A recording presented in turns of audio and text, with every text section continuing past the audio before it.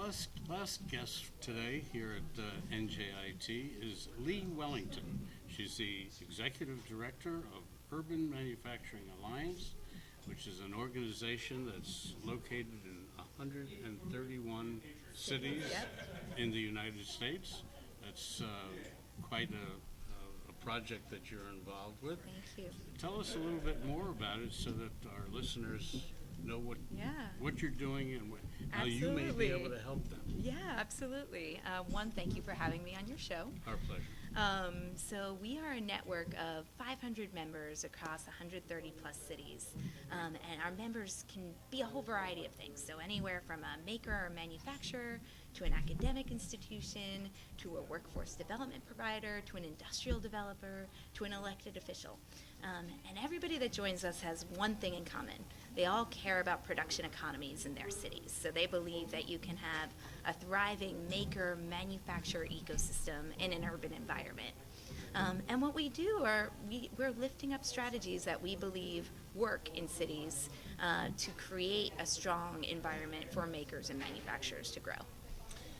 Are there different programs within different cities based upon demographics and geographics and so on?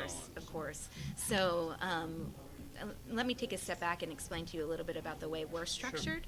Sure. So we have 4 different communities of practice. And these are essentially virtual working groups because we're spread out from all over the country, where we have a place to tell stories about a specific issue area that we think is really important to the manufacturing sector. So those 4 issue areas are land use, workforce, local branding, so this is a brand platform like a Made in NYC or a Portland Made or a Seattle Made, and equity. So how, when the manufacturing sector grows, do we ensure that it's inclusive? Now, the strategies look different depending on the kind of city that you're in. So, say in a weak real estate market city, you might not need to have strong protections for industrial land in the same way that you would in a hotter real estate market. Or in a community that has an immigrant population, you might need a workforce development program that's targeted at both literacy and technical skills. So the programs can take many different shapes and forms. So are you mainly working with manufacturing, or are you working with organizations like NJIT or NAM or any of the other larger organizations? So I'd say the biggest bulk of our membership are practitioners, so the people that are thinking about how to support makers and manufacturers in their community. That said, we do have a number of active businesses as well in our membership.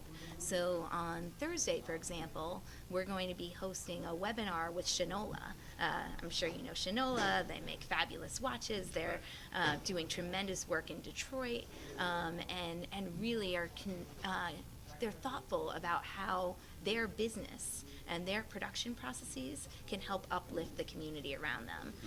And the program that we're putting on with Shinola is going to feature a number of different workforce models that help break down the silos between, say, small business development and education, and thinking about how we can integrate youth into the trades. So is skills gap and millennials and the people issues are involved with your organization? It's really at the heart of what we're doing. We're thinking about how manufacturing can be thought of as a community development strategy, and we take an equity lens through all of this work. So how are the people in urban environments benefiting from production jobs that makers and manufacturers are creating each and every day? Do you find much pushback from either manufacturers or people? I think people are incredibly collaborative in this space. So when people find out about the Urban Manufacturing Alliance, they say to themselves, 1, I want to find out what's working in other cities, and 2, I want to tell my story. So it's similar to what you do in a way, where you're telling stories about the manufacturing ecosystem and what's happening. We're trying to do the same thing, but with more of a policy lens. So why don't you give us your URL and website so our listeners can pop into Yeah, the yeah, internet. absolutely. So it's urbanmfg.org. So you can pop onto our website and you can find information about our webinars. We have one coming up on December 1st, and then another coming up on December 8th, where we're going to be looking at artisan zoning.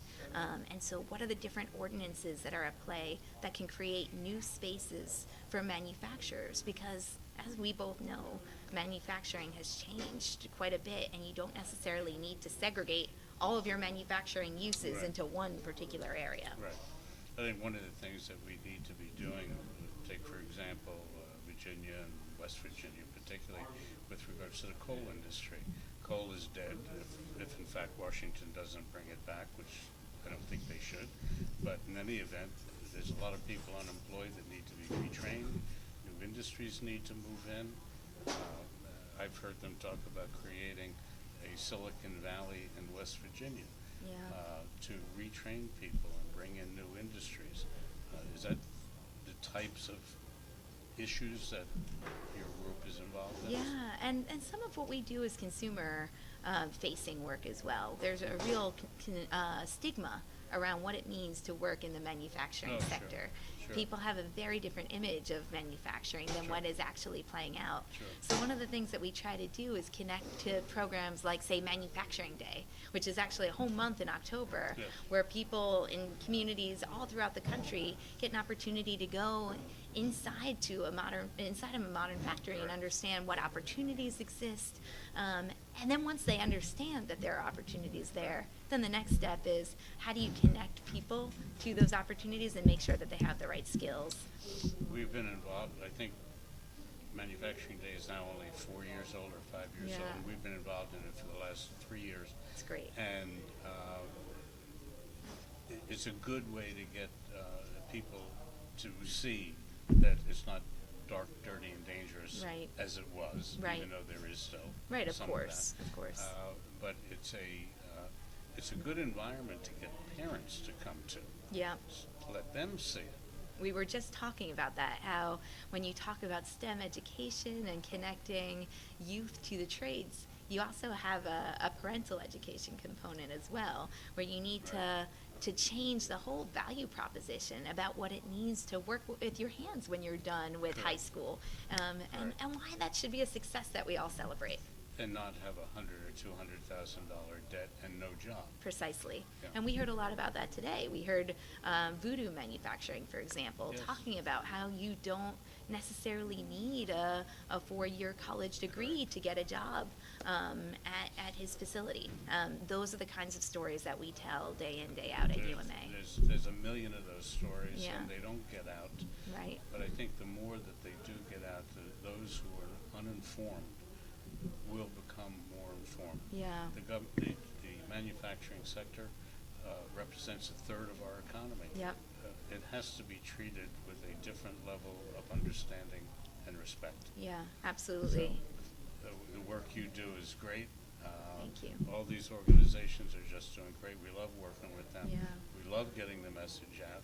If there's anything that we can do to further help you and your organization, we'd be happy to. Just being on this show is great, and really what we're trying to do, I think both of us, we're building a movement Absolutely. around the importance of manufacturing to urban economies.